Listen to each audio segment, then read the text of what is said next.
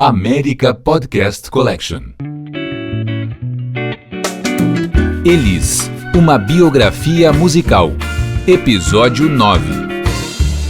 Seguindo a nossa série Elis, uma biografia musical, baseada no livro que eu, Arthur de Faria, escrevi, a gente vai falar agora de um dos melhores discos, não só da Elis, não só do Tom Jobim, não só da música brasileira, de um dos melhores discos ever, Elis e Tom. Uma coisa vai levando a outra. Começa assim.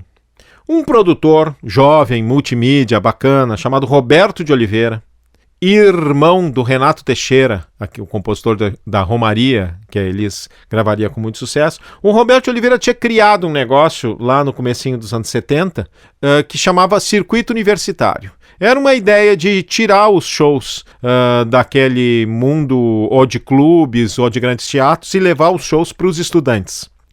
A Elis gosta muito da ideia e resolve copiar. Em agosto de 1973, parte ela, a banda e uma equipe que já incluía como operador de som o seu irmão Rogério, que tinha voltado para trabalhar com ela e agora eles ficariam amigos até o final da vida, embarcam num ônibus fretado por uma turnê de 36 dias de shows por São Paulo, Paraná e Santa Catarina. Dá tudo errado. Ela mesmo diz o seguinte: esse circuito de universitário só tem o nome. Foram poucos os estudantes que eu vi. A gente, por saber que vai ao encontro de universitários, prepara um trabalho sério, consciente, de acordo com a ideia do que é proposto, e no fim tem que enfrentar uma massa descaracterizada, reunida em ginásios e cinemas, quando na verdade isso deveria ser feito no próprio campus. Alguém tinha que levar a culpa disso. Quem levou a culpa? O Marcos Lázaro, que era o empresário dela da vida inteira e que tinha organizado o negócio. Eles acabaram terminando tudo na boa. Elis sempre reconheceu a importância do Marcos Lázaro na vida dela. O Marcos Lázaro sempre, ainda que se queixou da Elis algumas vezes, mas sempre reconheceu que ela sempre foi muito honesta com ele. E acabam uma parceria que era justamente aquele cara que tinha conseguido para ela o maior contrato jamais assinado de salário para uma televisão brasileira, né? Mas ela estava afim de novas coisas. Como ela já tinha trocado de marido, já tinha trocado de banda, já tinha trocado de diretor musical, faltava trocar de empresário. Quem que ela procura? Justamente o Roberto Oliveira, o cara aquele que então tinha 25 anos e que tinha armado o circuito universitário. A primeira coisa que o Roberto conversa com ela: diz, Elis, a gente precisa mudar a tua imagem. Não é possível. Assim, ele diz o seguinte, ó. Ela tinha talento, sucesso e não tinha prestígio. Eu pensei, ela tem que ter os três. Comecei a fazer a cabeça dela porque achava que ela falava demais, falava muita coisa, se contradizia muito. Eu não sei se ela tinha um distúrbio neurológico ou tinha pique, mas ela me disse que a sua cabeça girava muito mais depressa do que a dos outros. E girava mesmo. A Elis tem uma entrevista dela nessa época em que ela diz com absoluta sinceridade que ela entregou toda a sua vida pro Roberto Oliveira. Ele sugeriu as coisas que ela ia ler, ele passou a dirigir os shows, ela já tinha essa popularidade toda, mas não tinha nenhum respeito da crítica nesse momento. Como parte desse projeto de vamos tentar fazer com que a importância e a repercussão e o respeito pela Elis sejam tão grandes quanto a sua popularidade, entra a ideia de fazer um disco que a recolocasse, ou melhor, que a colocasse pela primeira vez num outro patamar. Ela já vinha desses discos anteriores, com a direção do Sérgio Camargo Mariano, que tinham mudado um pouco a cara. Esses discos tinham vendagens menores, ela vinha vendendo menos e conseguindo pouco mais de respaldo crítico. Uma ironia eterna na vida de qualquer artista, né? Mas aí ela ia completar 10 anos de gravadora. Teve uma reunião com a gravadora e propuseram que ela podia pedir o que ela quisesse. Há muitas versões dessa história, mas o consenso é esse. E ela, junto com o César, falaram com o empresário e os três concluíram o seguinte: a gente quer gravar um disco com o Tom Jobim. Isso é muito espantoso sobre muitos aspectos.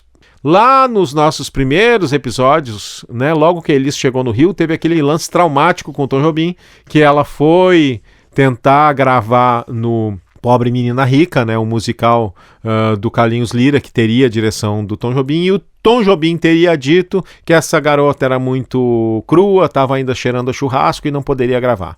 No fim, eles esclareceram essa história e viram que não foi bem assim, mas a Elis tinha esse trauma do Tom. Esse trauma tinha sido dissolvido no disco anterior, quando ela gravou Águas de Março, e o Tom foi na casa dela e ele mesmo apresentou Águas de Março para ela. O clima já estava ficando bom. Mas nesse momento, Tom Jobim morava nos Estados Unidos. E quem o pessoal chamou para fazer essa ponte, para produzir o disco, era o Aloysio de Oliveira. O Aloysio de Oliveira, uma figura muito rara na música brasileira.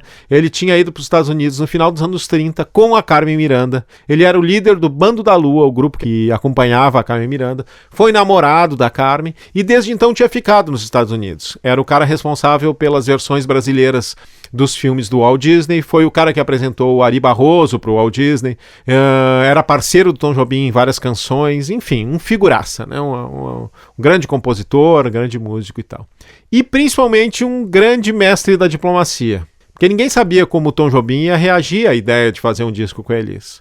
Enfim, conseguem armar tudo, se vão, Elis, o João Marcelo ainda bem pequenininho, César Camargo Mariano, seu produtor Roberto Oliveira, todos para Los Angeles encontrar Tom Jobim. Chegam lá, Tom Jobim está esperando com uma rosa, vestido com uma gabardine e um chapéu, praticamente o Humphrey Bogart. Os recebe na saída do avião, os leva para tomar café na sua casa e estão todos instalados e ele pergunta para Elis e para o César: então o que vocês vieram fazer aqui? Tem show? Imaginem a situação. Todo mundo olha para o Aloysio de Oliveira e nesse momento a Elis e o César se dão conta de que o Aloysio não tinha contado para o Tom Jobim que eles iam lá gravar um disco com ele. Bom, gera-se aquele clima de tensão, aquela confusão e tal, e num determinado momento o Aloysio consegue convencer o Tom de que é uma boa ideia eles fazerem o disco juntos e tal, enfim. Aí vem a segunda pergunta. Tom Jobim pergunta: não, tá bom, acho legal.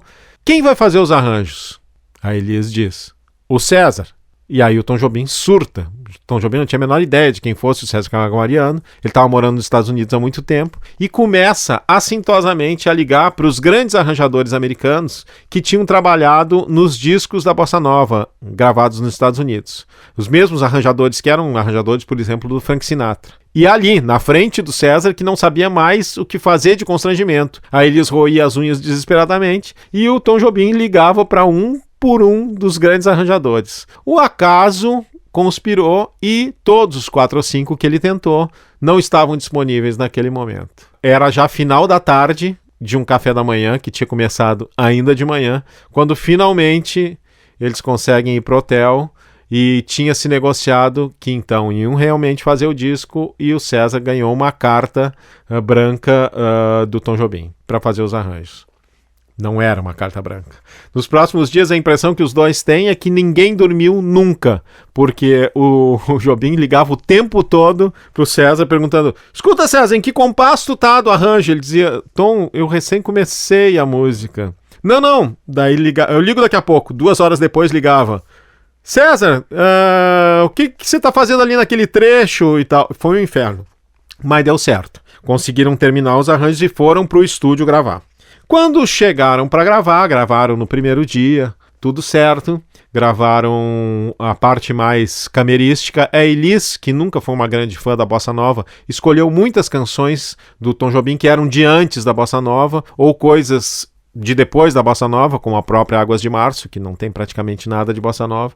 E eles conseguiram gravar essa primeira sessão, tudo certo, piano, orquestra de corda, sopros e tal. Na próxima sessão seria já com baixo, bateria, piano. Aí chegam os músicos da Elis do Rio de Janeiro. E aí tem muitas versões para essa história. Muitos contam que o Tom Jobim surtou, dizendo: mas como vocês vão trazer músicos do Rio de Janeiro quando aqui estão os melhores músicos do mundo? Essa história para mim não faz muito sentido, porque nos discos americanos do Jobim sempre tem músicos brasileiros, né? Tocando baixo, bateria, principalmente bateria, percussão, porque esse swing da música brasileira, que hoje alguns americanos conseguem reproduzir bem e tal, naquele momento ainda não era muito claro, ainda não era muito reproduzível por um músico americano, por melhor que ele fosse. Fazia todo sentido trazer músicos do Brasil para gravar guitarra, baixo, bateria, como era no caso. Outra tese, e aí várias pessoas confirmam que isso sim incomodou muito o Jobim, é que era guitarra elétrica, baixo elétrico e piano elétrico. Isso ele achou o fim da picada. No meio disso, a Elis ligava pro Menescal e dizia: Menescal, isso aqui vai ficar uma merda, o Tom Jobim não gosta de nada, vai ficar um disco chato de bossa nova, uma caretice. Aí no outro dia ligava e dizia: ah não, até que o clima tá legal. Enfim, não foi nada fácil. Mas no momento em que entravam em estúdio ligavam, apertavam o REC e o negócio começava a rolar, tinha Maravilhas como uma das melhores músicas de todos os tempos, Águas de Março. E esse disco realmente recolocou a Elis num outro patamar. Quando saiu, ficou todo mundo, poxa, Tom Jobim é a coisa mais sofisticada que tem no Brasil, gravou um disco junto com a Elis. E o fato é que naquele momento o Tom também estava esquecido pelo público brasileiro. Quando eles fizeram os shows de lançamento no Brasil, fazia 10 anos que o Tom Jobim não se apresentava no Brasil. A gente estava em 1974, ele tinha tocado pela última vez no Brasil em 1964. Foi importante o disco não só para Elis, quanto para o Tom, para colocar ela num novo patamar de respeito da crítica e para recolocar o Tom Jobim como um artista brasileiro no seu país, o Brasil, onde ele estava esquecido, visto como um cara que tinha tido uma importância nos anos 60, mas depois tinha ido embora para os Estados Unidos. O mais bonitinho foi quando terminaram as gravações, que ninguém sabe exatamente quantos dias duraram, né? Alguns dizem que 2 ou 3 dias, outros dizem que 15 dias. E aí o Tom Jobim foi levar eles no aeroporto e meio que se desculpando, diz o seguinte: sabe o que é, Mariana? Ele só chamava o César Camargo Mariano de Mariana. É que enquanto eu tomo banho de banheira, vocês tomam um banho de chuveiro, você me entende? Aquela mesma água morna, a minha sujeira na água, e vocês estão acostumados a sempre ter água nova caindo na cabeça. Esse era o Tom Jobim. Elis, 29 anos de idade, finalmente uma cantora de prestígio.